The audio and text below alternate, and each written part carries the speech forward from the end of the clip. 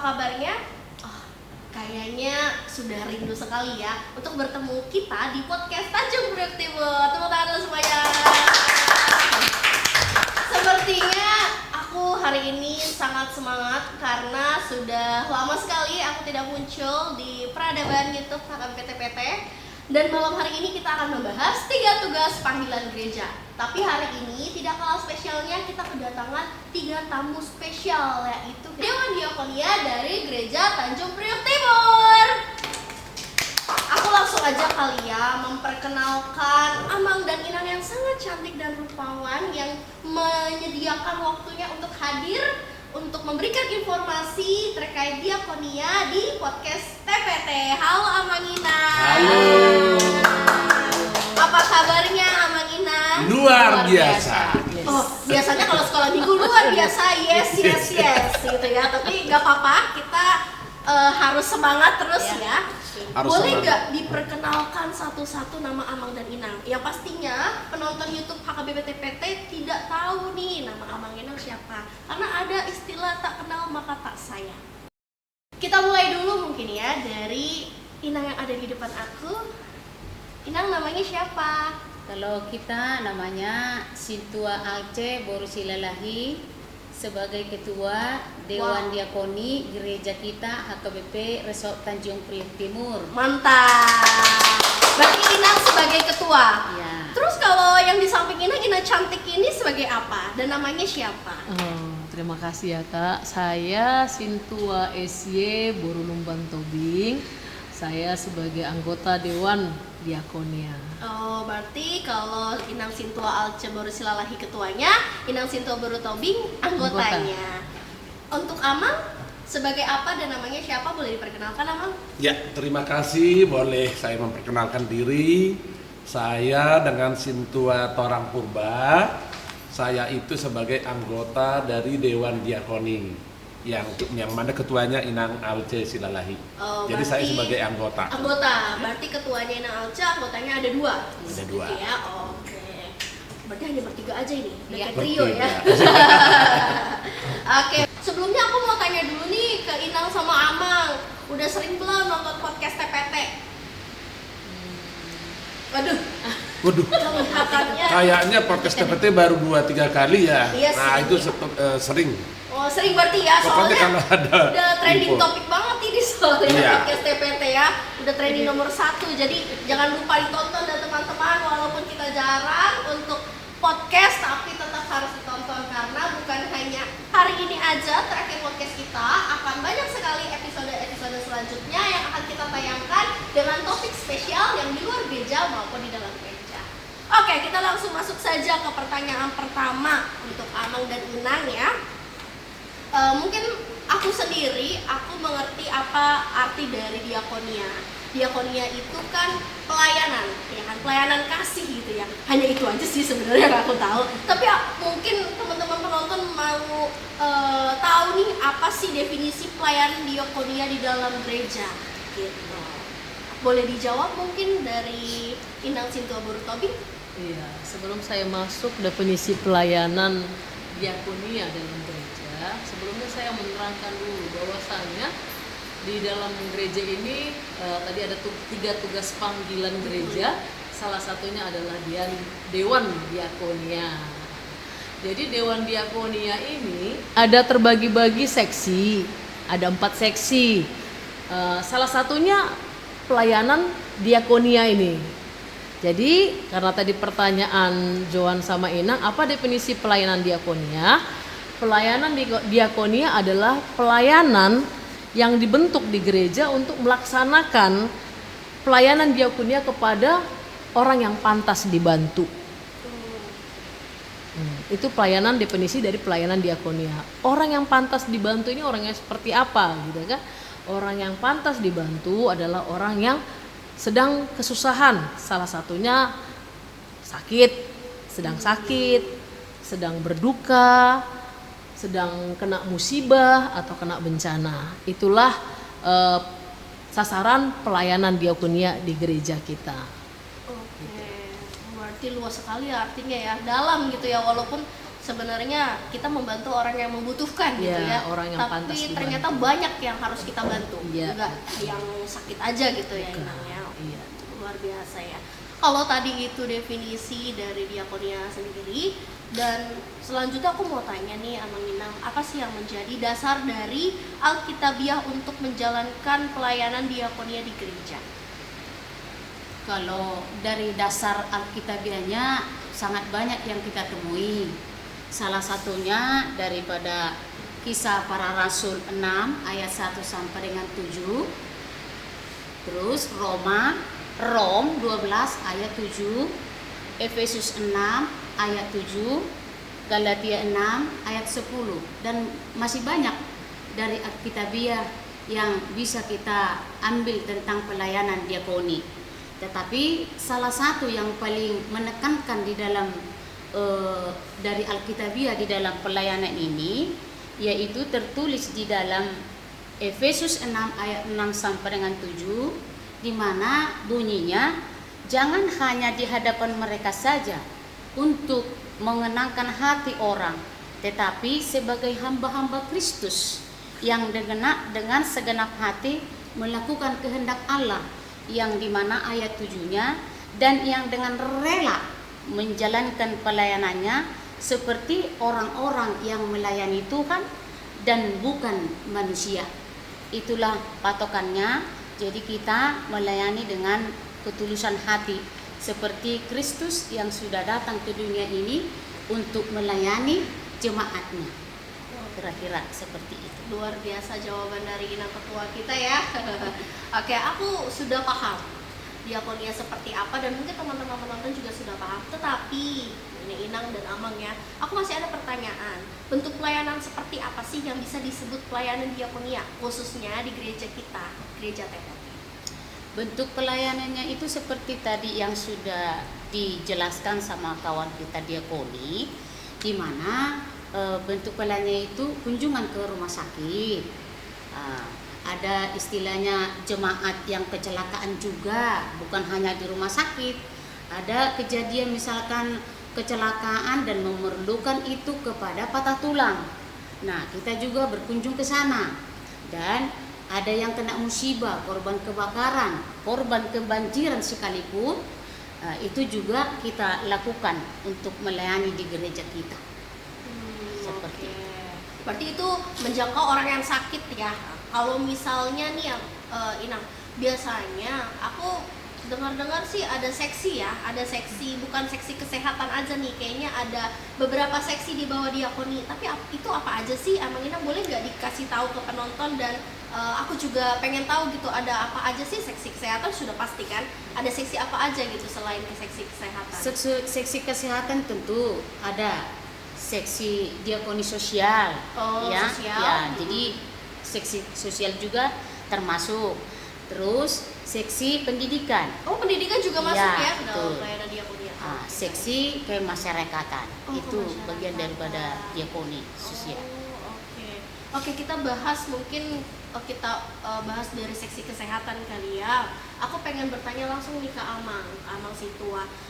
Terkait seksi kesehatan, Amang, apa aja sih kegiatan seksi kesehatan di gereja kita? Ya, oke, terima kasih. Seksi kesehatan di gereja kita yang sudah berjalan itu kita lakukan setiap hari Minggu setelah habis ibadah, untuk pemeriksaan kolesterol, untuk pemeriksaan gula darah sewaktu, untuk pemeriksaan asam urat. Nah, ini jemaat itu sangat antusias ya untuk memeriksa kesehatannya. Selain itu juga kita juga akan mengadakan donor darah. Nah, donor darah ini di waktu dekat-dekat ini nanti akan diadakan dengan kontinu, supaya itu bagaimana supaya ruas itu kesehatannya tetap terjamin ya. Jadi diusahakan untuk memeriksa kesehatannya dengan gratis. Itu semua gratis. Oh, itu semua Ya, gratis? semua gratis tanpa ada biaya. Mungkin itu yang bisa saya jelaskan dulu yang sudah dilaksanakan di gereja kita. Yang sudah dilaksanakan yang itu sudah ya, dilaksanakan Amang, ya. Oh, tadi aku dengar kok ada kata continue, berarti ini akan berkelanjutan terus sama. Memang berkelanjutan. Oke, baik. Itu semua udah dilakukan mungkin minggu pertama ada asam urat, minggu kedua ada kolesterol, sudah ada programnya sudah ya? ada programnya. Oke, Dan baik. kita pun punya seksi di kesehatan ini, ada timnya juga, yang mana di tim kesehatan itu ada sekitar 5 orang ya. Jadi ini semua dengan terjadwal untuk melaksanakan, jadi tidak hanya sendiri, jadi bisa continue semuanya. Oke, baik. Itu tim dari kesehatannya sendiri, Amang. Sudah pasti kan Amang langsung Iya. jadi timnya ya gitu ya, jadi koordinator tim lah ya Iya, dari betul, Diakonia. Nah, kesehatan itu sendiri Amang ada yang perawat kah? Ada yang memang dia bekerja di bidang kesehatan kah? Atau nggak perlu gitu? Yang penting bisa melayani aja. Oh, kalau untuk di tim kesehatan itu harus dengan berdasarkan harus dari kesehatan. Oh, Nah, iya, seperti iya. di tim Jelas. kesehatan itu ada dokter, ada perawat, ada bagian bidan, ada juga dari farmasi. Jadi lengkap semuanya. Itu harus dari tim medis ya. Paling kalau untuk membantu boleh, itu sebagai untuk administrasinya.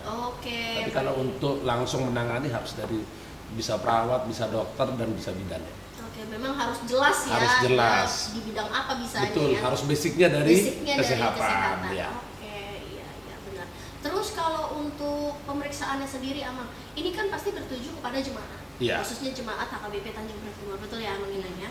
Nah, untuk umur, ada gak batasan umur gitu yang bisa memeriksa kesehatan di gereja kita? Apa hanya yang lansia saja atau yang dewasa saja gitu? Ada gak batasan umur? Oh, untuk batasnya tidak ada. Oh. Siapa aja yang mau, Siapa saja. tapi kan rata-rata kalau untuk ibadah siang itu kan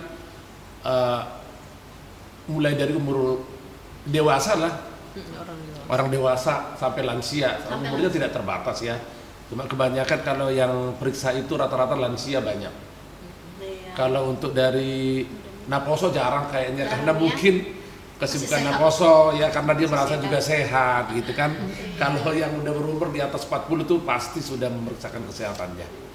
Berarti ini juga terbuka ya untuk pemuda juga ya yang mau Terbuka. tahu Siapa ya, aja yang bisa, mau tahu. siapa aja. Kalau Pak Mang ini biar terinfo nih kepada Nah. jemaat HKBP Tanjung Priok Timur bahwa tidak hanya orang dewasa saja atau yang lansia saja. Kita sebagai anak muda juga harus memeriksa kesehatan kita ya. Apalagi Iya. ada fasilitas yang baik, pelayanan yang baik dari gereja kita.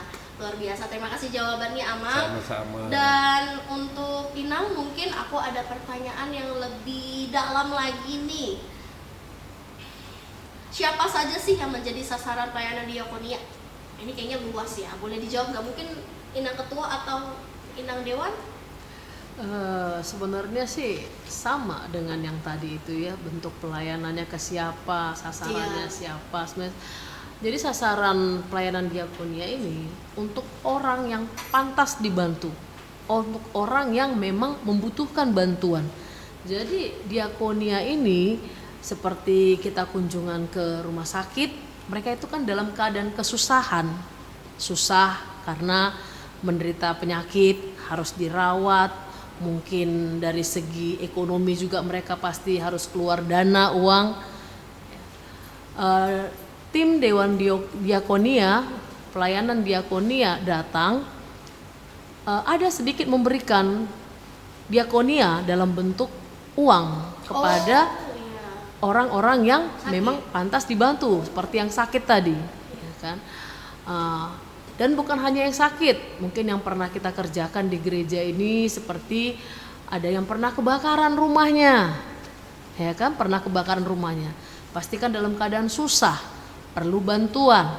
Gereja kita melaksanakan pilihan ke depan untuk membantu orang yang sedang tertimpa bencana tadi, dan Dewan Diakonia melalui pelayanan diakonia datang ke rumahnya untuk memberikan uang yang sudah terkumpul.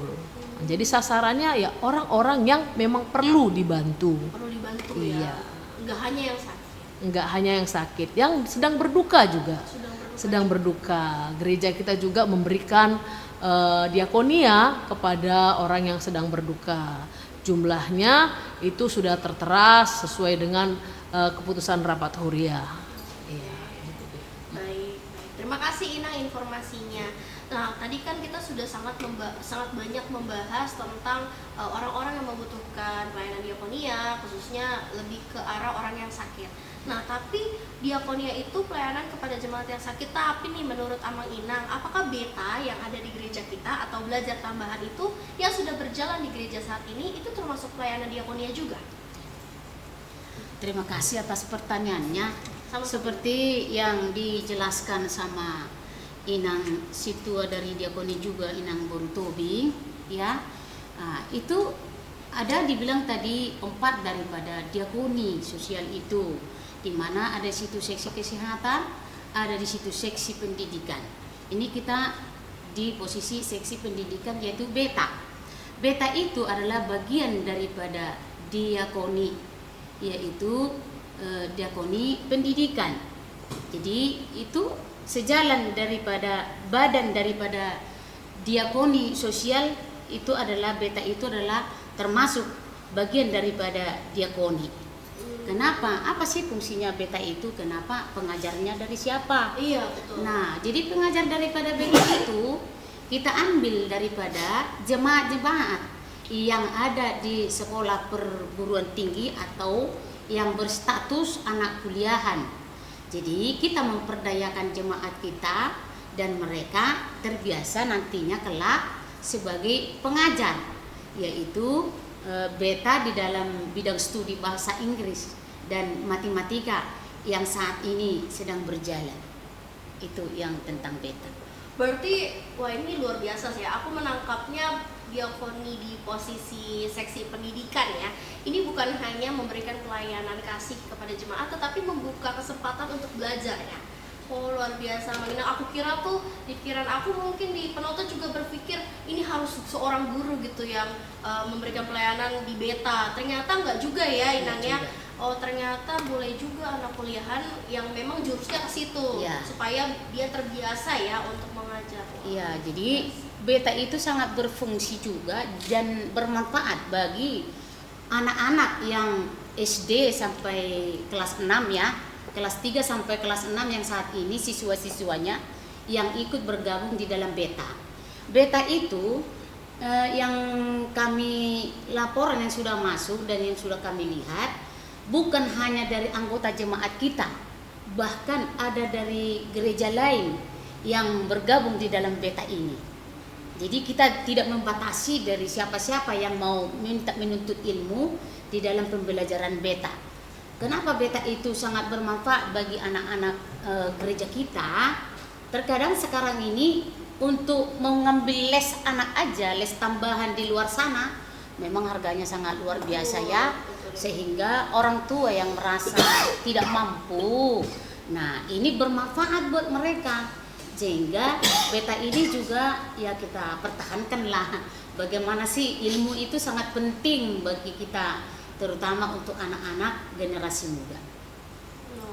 Terima kasih penjelasannya Inang. Tapi aku pengen tanya deh, beta ini tuh diperuntukkan dari kelas berapa sampai kelas berapa ya Inang? Seharusnya dari setiap kelas, tetapi dari kelas 1 sampai kelas 6 maunya, tapi anak-anak yang masuk itu dari kelas 3 sampai kelas 6. Kebanyakan ya. Yang paling banyak itu di kelas 6. Karena mereka mau menuju akhir semester ya, semasa di SD, itu yang saya lihat. Oke, berarti hanya untuk jenjang SD aja ya? Ya. Sekolah dasar aja ya. Ya, SMP ada rencana mungkin nanti Inang, adakah mau diadakan untuk anak-anak SMP atau SMA? Kalau untuk anak SMP ya kita lihat aja nanti alurnya. Oh, Kalau baik. banyak nanti dari SMP yang mendaftarkan diri, ya kita buka juga yang untuk SMP. Jadi tidak membatasi. Betul. Untuk mencari ilmu di gereja kita. Luar biasa. Tadi sepertinya kita sudah sangat membahas arti dan kegiatan apa aja sih dari seksi yang dibawa diakonia gitu ya, Amang Inang. Nah terakhir nih, maksudnya terakhir seksinya ya, bukan terakhir pertanyaan kita ya teman-teman. Jadi seksi kemasyarakatan ini bentuk kegiatannya seperti apa sih Inang? Boleh dijelaskan nggak? Karena aku pun tidak paham gitu ya, mungkin teman-teman penonton juga mau tahu. Boleh silakan Inang dijawab? Iya, seksi kemasyarakatan ini adalah bentuk pelayanan kita sama tetangga-tetangga di sekitar gereja kita. Jadi peran serta seksi kemasyarakatan dari Dewan Diakoni di situ, kalau ada tetangga dari gereja kita yang mengalami musibah, kita datang untuk memberikan diakoni kepada tetangga kita itu, misalnya meninggal dunia. Jadi dari pihak seksi kemasyarakatan datang untuk memberikan diakoni. Lalu kalau hari-hari besar untuk tetangga kita dari agama yang lain, itu kayak kalau mereka lagi hari raya kurban, kita datang memberikan sumbangan. Biasanya sih sekitar 2 ekor kambing. 2 ekor kambing. Lalu juga kalau lagi 17 Agustusan, biasa kan ada perlombaan-perlombaan, ya kan? Gereja kita juga memberikan dana diakoni kepada tetangga kita itu, supaya mereka bisa melaksanakan perlombaan hari-hari sukacita itu. Kira-kira seperti itu. Oh, berarti nggak di hanya lingkup gereja kita aja Oh, ya? bukan. Kita juga keluar ya ternyata Keluar. ya di seksi. Jadi seksi kemasyarakatan inilah yang menjadi koordinatornya ya, Iya. untuk membawa menjembatani kita keluar. Keluar, oke. Tetangga. Aku baru tahu nih. Luar biasa ternyata ya gereja kita ya, Diakonia. Oke. Kita lanjut ke pertanyaan selanjutnya, Mang Inang. Nah, tadi kan sudah banyak nih pelayanan-pelayanan yang sudah berjalan maupun rencana ke depan mau seperti apa. Pastinya di tengah kegiatan pelayanan kita gitu kan ada tahapan pembelajaran gitu ya. Tapi ada nggak sih menjadi Dewan Diakonia? Apakah ada tahapan atau pembelajaran khusus, Mang Inang? Terus kalau ada, apa sih yang dilalui Amang Ina untuk menjadi Dewan Diakonia di gereja? Kalau daripada diakoni itu, tahapan-tahapannya bagaimana itu supaya menjadi dewan, apakah perlu belajar, apakah perlu bersekolah, apakah perlu kuliah. Rasanya di dalam gereja kita itu tidak dibutuhkan. Oh, baik. Tapi memang perlu ilmu, perlu pangkat, perlu jabatan. Tapi yang diutamakan di dalam pelayanan itu adalah hati, ya, waktu. Itu yang dibutuhkan di dalam pelayanan ini. Melayani dengan setulus hati. Itu yang dibutuhkan. Soalnya kenapa saya bilang seperti itu? Terkadang banyak menyandang satu istilahnya tugas. Dia mengiyakan, tapi tidak dilaksanakan. Nah, lebih baik kita melaksanakan pelayanan itu, biarkan mengalir apa adanya. Melayanilah dengan tulus, tidak memandang bulu siapa yang mau kita layani, selagi itu bentuk daripada pelayanan. Jawaban yang luar biasa ya. Berarti tidak perlu ada tahapan pembelajaran yang seperti apa ya, Inang, untuk menjadi seorang Dewan Diakonia gitu. Tapi mulai dari hati. Luar biasa. Memang sih pelayanan itu sebenarnya sumbernya adalah mulai dari hati. Aku sudah banyak sekali tahu, dan penonton mungkin sudah banyak nih tahu nih apa sih pelayanan diakonia itu, mulai dari seksi kesehatan, seksi diakoni sosial, kemasyarakatan, sampai pendidikan. Tapi nih Amang Inang pasti kan ada cerita di balik semua itu, ya kan? Ada cerita-cerita yang bisa memotivasi teman-teman mungkin, atau memotivasi aku sendiri mungkin. Jadi selama Amang Inang melayani jemaat atau berkunjung ke jemaat yang sakit, ada nggak sih kesaksian atau motivasi yang Amang Inang tuh bisa ceritakan? Mungkin jemaat cerita ke Amang Inang seperti apa dan menimbulkan suatu motivasi. Ada nggak sih seperti itu di tengah perjalanan pelayanan Amang Inang melayani orang sakit? Kalau motivasi menurut kami ini, kami hanya berpatokan kepada istilahnya yang mengalami. Oh, yang mengalami. Ya, motivasi yang mengalami, contoh ke pasien atau ruas yang sakit, atau jemaat yang berduka, jemaat yang mengalami musibah. Nah, di saat kita memberikan sepatah dua kata, di dalam kata-kata yang kita sampaikan itu, kita memberikan kata-kata yang bagaimana di dalam isinya adalah sebagai kata-kata penghiburan. Oh, pastinya. Jadi tentu kita harus berdampak kehadiran kita di tengah-tengah mereka. Sebab apabila kita kunjungin orang yang sakit, yang berduka, ataupun yang mengalami kemalangan, yang mengalami kesusahan, kehadiran kita itu juga berdampak positif buat mereka, di mana kita menjumpai mereka, berarti mereka merasa oh kami ini adalah disayangi, didukung oleh gereja, oleh diakoni termasuk di dalamnya. Jadi hal-hal yang seperti ini sangat bermanfaat juga buat jemaat, di mana kehadiran daripada diakoni itu di saat berkunjung itu manfaatnya sangat luar biasa dan sangat berdampak. Dampaknya tentu dampak positif ya, bukan yang negatif ya. Tentunya mereka itu mempunyai semangat yang tadinya mereka sakit, di saat kita memberikan kata-kata untuk penghiburan, kata-kata yang menguatkan lewat firman Tuhan juga. Nah, mereka sangat senang. Dan terkadang banyak yang kami lihat yang tadinya tidak bisa tertawa, di saat kami kunjungi, mereka juga bisa tertawa atas kedatangan kami. Seperti itu. Betul sih, memang sebagai pelayan diakoniat itu tugas yang sangat penting ya, harus berdampak pada siapa yang kita layani gitu ya, dan tentunya dampak positif teman-teman ya, bukan dampak negatif. Yang pastinya juga mengatur skala prioritas ya Naya. Jadi kita kalau sudah tahu tugas dan tanggung jawabnya ya kita menjadikan itu sebagai prioritas utama, apalagi pelayanan kita terhadap gereja dan terhadap jemaat gitu ya, Amang Inangnya. Luar biasa, soalnya aku pun menganggap Amang Inang ini sebagai role model aku nih di gereja kita ya. Serba sibuk. Iya dong, serba sibuk kita semua ya. Tapi ya tetap pelayanan nomor 1. Sepertinya sudah banyak sekali ya pertanyaan yang aku lontarkan ke Amang Inang nih. Nggak ada yang mau nanya aku. Mungkin aku bukan orang penting soalnya. Jadi ditanya gak apa-apa, ini supaya nggak terlalu tegang ya teman-teman ya. Oke, dalam menjalankan program dan kegiatan-kegiatan diakonia, pastikan kita perlu adanya bantuan. Apalagi tadi aku tahu kalau Inang Sintua Alce ini sebagai ketua dan anggotanya hanya 2. Yang pastinya di bawah seksi-seksi tadi itu 4 seksi ada dong anggota-anggota lain yang dimana itu juga jemaat, betul ya Amang Inang? Jemaat masuk ke dalam anggota seksi gitu ya. Iya. Tetapi nih gereja kita kan sangat luas ya, sangat luas, 14 lumbu. Belum lagi yang di sana-sana, di ujung barat, di ujung timur, entah yang di Papua mungkin ada ya. Gimana sih cara Amang Inang ini berkolaborasi dengan Sintua Lunggu? Yang pastinya kan menjangkau 14 lumbu itu tidak gampang, tidak mudah. Gimana caranya Amang Inang? Oh iya. Jadi kolaborasi Iya, namanya ini kolaborasi. antara diakoni dengan Sintua Lunggu-Lunggu ya. Betul.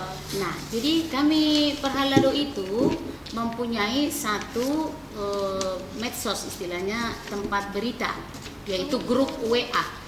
Nah, jadi di saat daripada Sintua dari Perlunggu-Lunggu itu mendapatkan informasi daripada jemaatnya, tentu Perlunggu-Lunggu juga punya grup tersendiri. Nah, jadi informasi itu juga cepat dapat daripada jemaat, antara jemaat-jemaat dengan Sintua Lunggunya. Dan Sintua Lunggunya ini memberikan informasi ke grup Perhalado.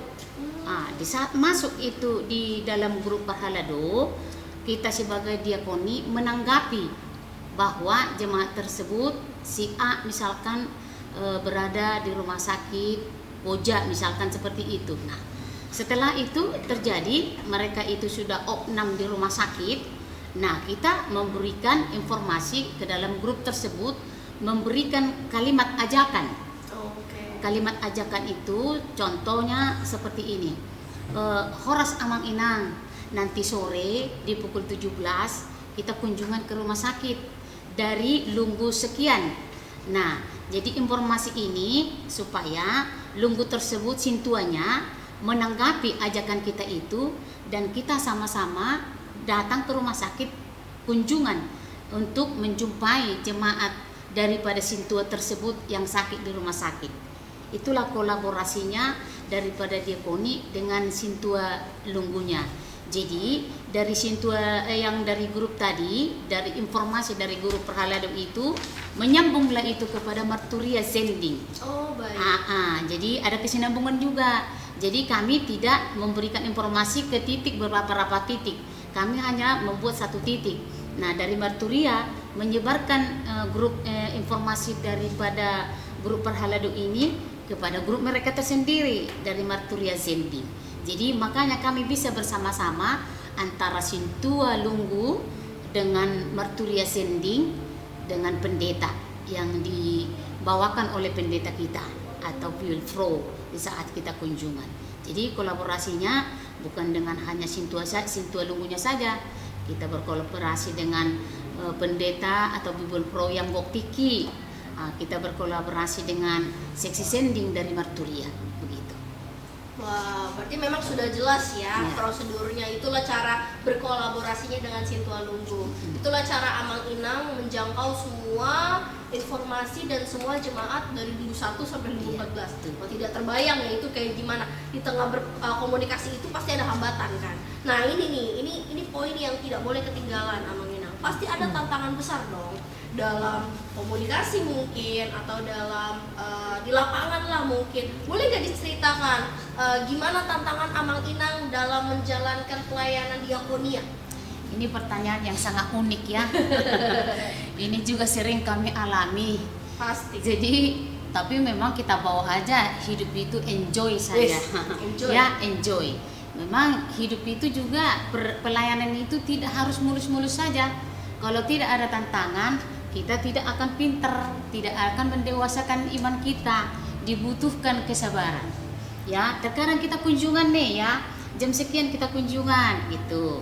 Udah masuk kita nih ke parkiran, mau masuk ke ruang rumah sakit, ya kepada pasien yang mau kita kunjungin.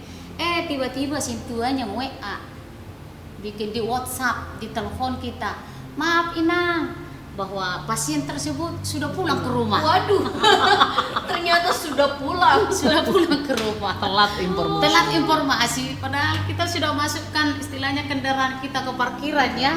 Dan kita tentunya keluar dari situ bayar parkiran pula kan. Perlu duit juga. Perlu duit juga kan.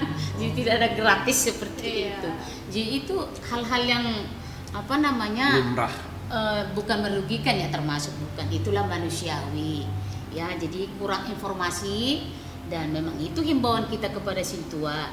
Dan sebelum kita mau kunjungan itu tolong dicek dulu pasien tersebut apakah masih opname di rumah sakit, apakah sudah pulang. Itu harus bisa kita pastikan setelah kita mengalami dari pengalaman seperti yang saya ceritakan tadi, seperti itu.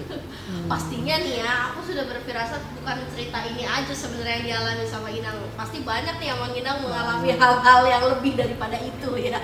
Ya pasti dong, entah miskomunikasi sama salah satu Sintua mungkin atau yang lain. Tapi kita Amang dan Inang menanggapi itu pastinya dengan sabar. Tidak dengan apa sih ini? Nggak mungkin. Sebagai seorang pelayan pastinya dengan sabar. Walaupun sudah makan uang parkir 4.000 tadi ya Inang ya, tetap harus sabar. Luar biasa nih jawaban Inang. Mungkin dari Inang Sintua Berutobing atau Purba ada cerita lain? Ada. Kalau misalnya tadi itu mengenai komunikasi nih Iya, kan, komunikasi miskomunikasi. Kalau dari saya sih, kalau kita dapat kunjungan yang jauh rumah sakitnya, ya kalau masih di sekitar Koja, rumah sakit Tugu, masih dekat ya kan. Ini kita sampai ke RSPAD, CM. sampai Iya, ya. SCM, itu kan membutuhkan ya waktu yang banyak, ya kan, yang harusnya mungkin bisa kita lakukan cuma sejam 2 jam, enggak gitu kan. Apalagi kita tahu sendiri bahwasanya perjalanan ke sana itu pasti kita berjumpa Macet, dengan iya. kemacetan. Betul. Nah, disitulah kadang-kadang tidak bisa diprediksi gitu loh, yang harusnya mungkin itu bisa kita kerjakan dalam waktu 2 jam, ternyata bisa sampai 5 jam untuk mengunjungi orang sakit, ya, pulang pergi. Ini temen baru-baru kemarin sampai ke daerah Tangerang. Jauh sekali Inang. Tangerang mengunjungin jemaat kita yang sedang sakit di sana. Oh, jauh sekali Dekat ke ya. Anyer Ya kan lagi. bisa Dekat dibayangkan Anyer kan lagi, deh dekat kan, Anyer. Waduh. sebagaimana semana jauhnya itu. Wow, Nah, naik tapi apa itu kalau kayak gitu? naik kendaraan sih, naik mobil, cuman di perjalanan ini gitu. Cuman karena memang sudah niatnya dari awal itu, memang komitmennya memang ingin mengunjungi orang sakit, jadinya ya mungkin jauh pun tapi terasa lebih ringan. Tapi ya itulah tantangan terbesarnya salah satunya. Jadi kayak keluarga yang harusnya ditinggalkannya cuma 2 jam, akhirnya ditinggalkan sampai 5 jam gitu. Wah, Gitu. ini banget ya berarti ya, apa namanya, rumit banget ini jauh-jauh. Berarti itu kendaraan pribadi juga ya Nang ya? Kendaraan pribadi, Rame-rame. rame-rame. Kawan Sintua juga. Wah. Iya jauh-jauh. Mungkin Kira-kira Abang- itu kalau mengenai tantangan dari itu segi transport lah kali ya. Iya, dari segi transport ya. waktu, iya. Wah, itu benar sih, waktu itu kan apa ya penting ya. Jadi kalau anggapan kita 2 jam ini pasti, ternyata 5 jam mungkin kita sudah ada rencana lain, tapi ya udahlah gitu ya. Dari Amang mungkin ada cerita lain Amang? Kalau dari saya bagaimana cerita lain sama seperti yang dia Sama bilang, ya. ketua dewan sama temen yang anggota dewan juga ya seperti yang tadi ya dikunjungi ternyata udah pulang dari rumah sakit, bisa juga dikunjungin ke rumah sakit tanpa ada sentuhan lunggunya ada ya. Nah jadi itu nggak mesti mulus sentuhan lunggunya ada di situ, mau nggak mau tetap kita walaupun hanya diakon yang kunjungi ya itu sah dari gereja. Itu aja. Kalau untuk hambatan-hambatannya sangat banyak, kita banyak hambatannya. banyak. Ada Tapi lagi dengan loh. kita prinsip memang karena tulus untuk melayani sebagaimanapun kita udah sisihkan waktu nih. Iya. Benar-benar apalagi seperti kita. Waktu itu sangat berharga ya. Nah, misalkan udah ada kunjungan ke sana ternyata nggak bisa, yang lain ya tetap jalan.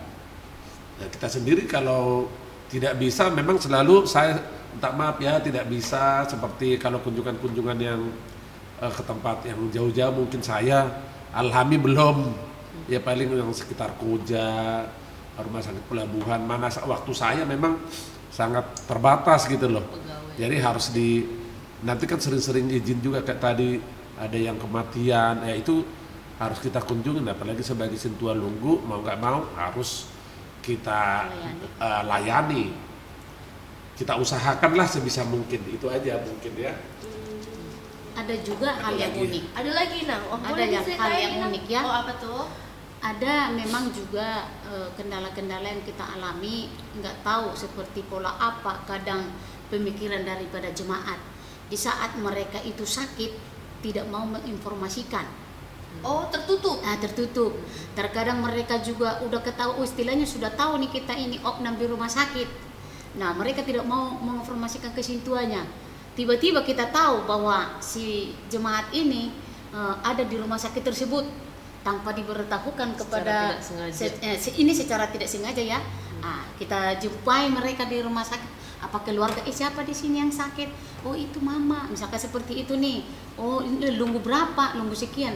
Langsung kita besok aja sekalian di situ. Jadi kita tidak harus karena diinformasi di grup begini, itu tidak menjadi penghambat bagi kita. Selagi itu kita tahu jemaat kita yang sakit, ya kita masuk aja ke ruangan kamar tempat mereka beristirahat saat diperiksa itu. Nah, jadi terkadang juga pasien tersebut, istilahnya jemaat yang sakit ini sangat tertutup. Nah, disitulah saat kita kunjungan itu kita terangkan kepada jemaat-jemaat yang sakit supaya setiap apa yang terjadi di dalam kehidupannya, terutama di dalam kesusahan, terutama di dalam rasa sakit, opname segala macam di rumah sakit, ya dimintalah kesediaannya memberikan informasi kepada Sintua Lunggunya atau kepada temannya satu jemaat, otomatis dari kawannya ini pasti menginformasikan kepada pihak-pihak daripada grup itu. Tentunya terkadang merasa malu kalau diri saya ini yang sakit aku memberikan informasi, nah itu rasanya sangat tidak enak juga. Tapi kita sebagai diakoni itu mengarahkan mereka supaya di setiap daripada gereja ini yang hal yang seperti itu kita arahkan, jangan merasa sungkan. Jadi mengutarakan aja dan menceritakan itu kejadian apa yang terjadi kepada si pasien. Jadi itulah cara kita juga untuk memberikan informasi kepada jemaat-jemaat, jangan tertutup. Istilahnya kita sebagai diakoni juga datang mengunjungi mereka. Terkadang kita juga tidak didampingi sama sending ya, tidak membatasi untuk pelayanan kita. Kadang kami cuma bertiga, kadang sama Inang Boru Tobing ini kami berdua kunjungan ke rumah sakit, naik motor kami ke RSPAD berdua ya. Kami sama-sama perempuan loh ini, ibu-ibu rumah tangga ya, menempuh perjalanan naik motor ke RSPAD. Nah itu tidak penghalang bagi kami. Seperti yang dibilang itu Inang ini tadi, ya namanya sudah pelayanannya harus punya komitmen. Nah itulah yang bisa kami terangkan. Wah, terima kasih Inang. Aku tuh langsung loh mengalami apa yang tadi Inang ceritakan. Kalau nggak salah waktu tahun 2019 waktu aku masih belajar sih di saat itu. Masih ada Amang Pendeta Resort Huta Galung sama Inang Pendeta Ati Malam. Ah iya, baru tahu. Waktu itu kalau nggak salah aku 1 bulanan aku nggak masuk belajar CD. Kan mungkin tertutup orang rumah ya, tidak menginformasikan ke gereja. Ya saat itu juga aku tidak aktif sekali pelayanan di gereja dan aku tidak tahu nih prosedur gimana caranya kita menginformasikan bahwa kita sakit gitu ya ke pelayan di gereja. Itu aku belum tahu. Nah, lucunya waktu itu aku merasakan sendiri gitu pelayanan dari diakonia. Walaupun tertutup itu tadi yang aku bilang. Waktu itu aku sudah selesai operasi. Mungkin ada di rumah sakit wajah tuh ada Amang Pendeta Resort Huta Galung dan Inang Boru Utauruk Inang Ati Malam lagi kunjungan kasih yang sakit. Terus dilihatlah orang mama, ngapain gini ngobrol. Oh iya, anak saya sakit gini. Langsung dikunjungi saat itu juga. Ternyata memang bukan menjadi penghambat gitu ya Inang ya. Ketemu juga saat itu ya langsung saja ya dilayani gitu, dan aku mengingat itu sampai sekarang gitu.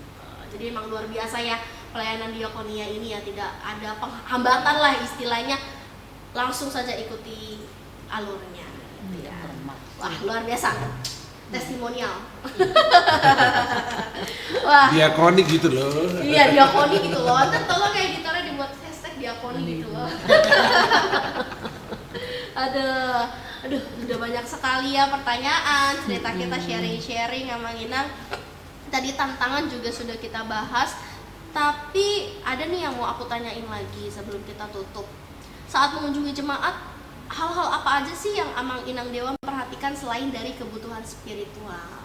Ya, selain dari kebutuhan spiritual, kadang-kadang kita bisa berbagi sharing. Mungkin waktu kita mengunjungi pasien tersebut, kita pernah mengalami pengalaman yang sama dengan penyakit yang sama. Misalnya kan kayak DBD, kita bilang, ayo minum ini. Kalau kita minum ini cepat trombosit cepat naik. Seperti yang kayak gitu. Ya, itulah kira-kira contoh kecilnya berbagi pengalaman. Mana tahu punya penyakit yang sama, jadi kasih alternatif yang lain gitu. Pastinya nggak melulu soal spiritual ya, ya kita harus balance ya, ya apa yang dialami pasien atau jemaat, kita juga harus tahu nih apa yang mereka butuhkan gitu ya, selain hal spiritual. Oke. Aku sudah banyak sekali mendapatkan informasi dari Amang dan Inang. Terakhir sebelum kita tutup, apa sih pedoman yang diterapkan Dewan Diakonia untuk memastikan bahwa kunjungan Amang Inang dilakukan dengan penuh empati dan simpati kepada orang yang dikunjungi? Ini siapa kira-kira yang menjawab bisa? Ya, sebagai penutup rasanya ini. Ya, bisa nanti tambah-tambah itu bisa. Tentu kita kembali kepada pelayanan Yesus Kristus sebagai Raja Gereja kita, ya, sebab kita segambar dengan Dia. Dan kasih yang dia ajarkannya pun kasih tak berkesudahan. Kasihilah sesamamu seperti kamu mengasihi dirimu sendiri. Itu adalah motivasi yang harus kita dan pedoman yang harus kita pegang. Begitu. Oh, hanya itu ya, hanya itulah dasar yang harus kita pegang. Bekal gitu ya. Bekal ya. Wah, luar biasa nih teman-teman, aku sudah banyak sekali mendapatkan informasi, dan tentunya teman-teman penonton juga sudah terbayarkan ya penasaran-penasarannya tentang apa sih pelayanan diakonia di gereja gitu, khususnya Gereja HKBP Tanjung Priok Timur, teman-teman penonton. Wah, udah banyak banget nih Amang Inang. Di depan kita ada makanan, mungkin Amang sama Inang lapar, silakan Ayo silakan makan dulu, ayo. Atau mungkin nanti ke depannya boleh menjadi sponsor.